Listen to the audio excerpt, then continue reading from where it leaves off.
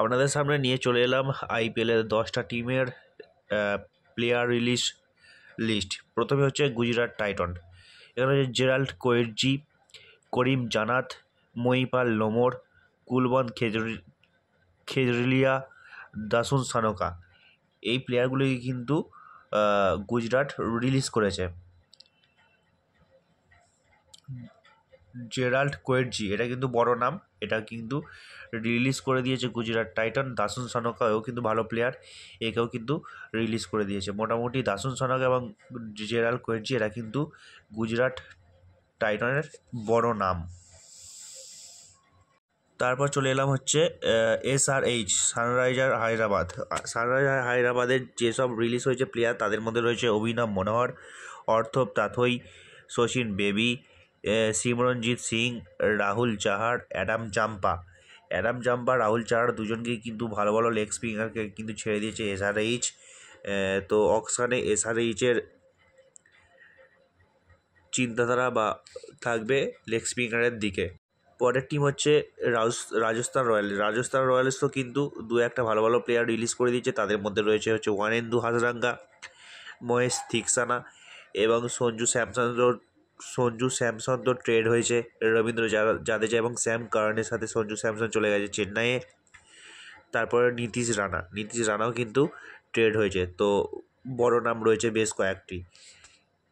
পরের টিম হচ্ছে পাঞ্জাব কিংসেরও কিন্তু বেশ বড় বড় কিছু প্লেয়ার যারা রিলিজ করে দিয়েছে পাঞ্জাব কিংস। তাদের মধ্যে হচ্ছে Glenn Maxwell, Josh Inglis, Aaron Hardie, Kuldeep Sen, Praveen Dubey. এই 5টা প্লেয়ারকে কিন্তু পাঞ্জাব কিংস রিলিজ করে দিয়েছে। তার মধ্যে পাঞ্জাব কিংসের বড় নাম হচ্ছে রিলিজ প্লেয়ারদের মধ্যে পাঞ্জাবের বড় নাম হচ্ছে গ্লেন ম্যাক্সওয়েল ও জস ইংলিশ। নেক্সট টিম হচ্ছে আমাদের কেকেআর হচ্ছে যাদের রিলিজ করেছে তাদের মধ্যে হচ্ছে Venkatesh Iyer, Andre Russell, Anrich নকিয়া, মঈন আলী ও কুইন্টন ডিকক। কলকাতা ম্যানেজমেন্টের কিন্তু খুব ভালো একটি বড় সিদ্ধান্ত, যেখানে কিন্তু ভেঙ্কটেশ আয়ারকে এবং অ্যান্ড্রে রাসেলকে কিন্তু রিলিজ করা হয়েছে। এটা কিন্তু খুব ভালো সিদ্ধান্ত বলে আমার ব্যক্তিগতভাবে মনে হয়। পরে দিল্লি ক্যাপিটালসের মধ্যে হচ্ছে du Plessis, Jake Fraser, McGurk, Donovan Ferreira, Mohit Sharma, Manmath Kumar, Darshan Nalkande, সদিকুল্লা অটল। এদের কিন্তু মোটামুটি দিল্লি রিলিজ করে দিয়েছে। এরপর আসবো রয়্যাল চ্যালেঞ্জার্স ব্যাঙ্গালুরু, গত বছরের চ্যাম্পিয়ন টিম। ব্যাঙ্গালোর যাদের রিলিজ করে দেয় তাদের মধ্যে হচ্ছে Swastik Chikara, Mayank Agarwal, Tim Seifert, Liam Livingstone, Manoj Bhandage, Lungi এনগিরি, মোহিত রাতে, ব্লিসিং মিজরানি।